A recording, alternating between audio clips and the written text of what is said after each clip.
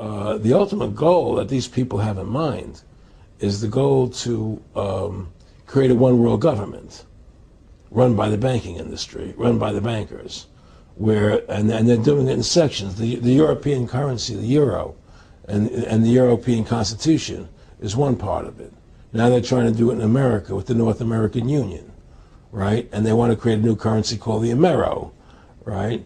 And the whole agenda is to create a one-world government where everybody has an RFID chip implanted in them.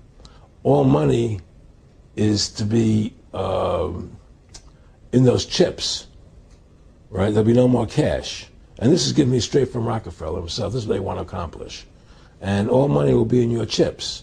And so instead of having cash, anytime you have money in your chip, they can take out whatever they want to take out whenever they want to. If they say you owe us this much money in taxes, they just deduct it out of your chip digitally. Total control. Total control. And if you're like me or you, and you're protesting what they're doing, they can just turn off your chip. And you have nothing. You can't buy food. You can't do anything. It's total control of the people. And that chip's connected to a database that has your purchasing records, what you do, what everything, you sell. Everything is in there, you know? And so they want a one-world government controlled by them, everybody being chipped, all your money in those chips, and they control the chips, and they control people. And you become a slave. You become a serf to these people. That's their goal. That's their intentions. Aaron, can you be specific about when you met Rockefeller, how it happened in these discussions? I met Rockefeller through a female attorney I knew who called me up one day and said, one of the Rockefellers would like to meet you. I had made a video called Mad as Hell, and he'd seen the video and wanted to meet me and knew I was running for governor of Nevada. So sure, I'd love to meet him. And I met him, and I liked him, and he was a very, very smart man. And we used to talk and share ideas and thoughts. And he's the one who told me 11 months before 9/11 ever happened that there was going to be an event. Never told me what the event was going to be, but there was going to be an event.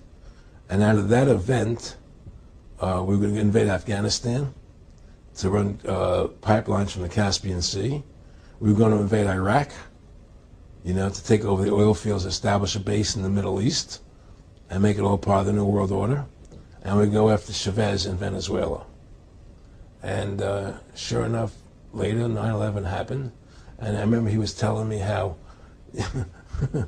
how you're going to see soldiers looking in caves for people in Afghanistan and Pakistan and all these places. And there's going to be this war on terror, which is no real enemy. And the whole thing is a giant hoax, you know, but it's a way for the government to take over the American people. He told you it was going to be a hoax. Oh, yeah. Oh, yeah. There's no question. He says, there's going to be war on terror. And he's just laughing. There's no... Who are we fighting? I mean, why do you think 9/11 happened and then nothing's happened since then? Do you think that our security is so great here that these people who pulled off 9/11, who were able to, can't knock down another plane? Come on, it's ridiculous. 9/11 was done by people in our own government and our own banking system to perpetuate the fear of the American people into subordinating themselves to anything the government wants them to do. That's what it's about, and to create this war, this endless war on terror. And that's why and that was the first lie. And the next lie was going into Iraq, you know, to get Saddam Hussein out with his weapons of mass destruction. That was the next lie. Now, specifically, this was a little over 6 years ago. This was 11 months before 9/11. Yeah. And Nick Rockefeller, who's a lawyer, he's become your friend over the previous years, and he's saying to you that there's going to be this big event, and then out of that we're going to have a war on terror, and it's just going to go on and on. Right. An endless war on terror without any real enemy.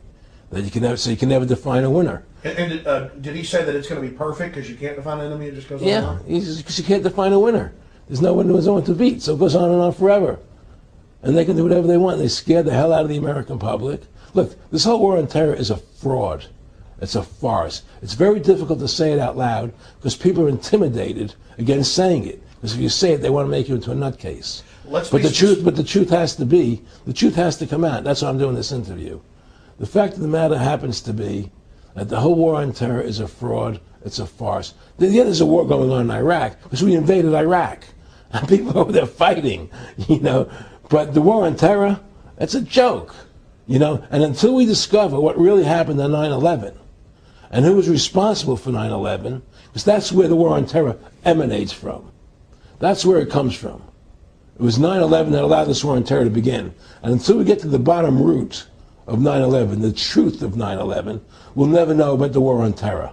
Aaron, you said that he was, and I think it's important, and I know this about the Rockefellers from Dr. Dennis Cuddy and many others who literally, you'll be 20 years old in a lunch line at college, and there's David Rockefeller. And they're experts at recruiting and getting what they call players, and that clearly he was, I want to make it specific and just get you to reiterate what you said last night about you got 30% of the vote, you were having an effect, you made mad as hell, they knew that you'd started the Constitution Party, they knew that you were somebody who was taking action and getting things done, you'd already made some big films, had a lot of other successes, right. So they were trying to recruit you, and didn't it come down to the point of, hey, we are here to recruit you, and don't worry, your chip's going to say, don't mess with us, this guy's don't touch. Yes, that did happen. I was definitely being recruited, but it's more subtle than that. Well, in your words, just go through the process, and then what he said. Well, what it is remember we were friends, and we used to go to my house a lot. We'd have dinner, we'd talk,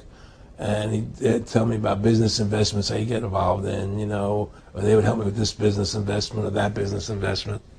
And was I interested in joining the Council on Foreign Relations? I would have to get a letter to join them, but was I interested in that? And, just stuff, leading you on. And I used to say to him that I never really did that because that wasn't where I was coming from. As much as I like you, Nick, your ways and my ways, we're on the opposite side of the fence. I don't believe in enslaving people, And he would come back with, "Oh, I do." Or, well, it would be more like it's better for them. Well, it's more like how do I put it? It was like,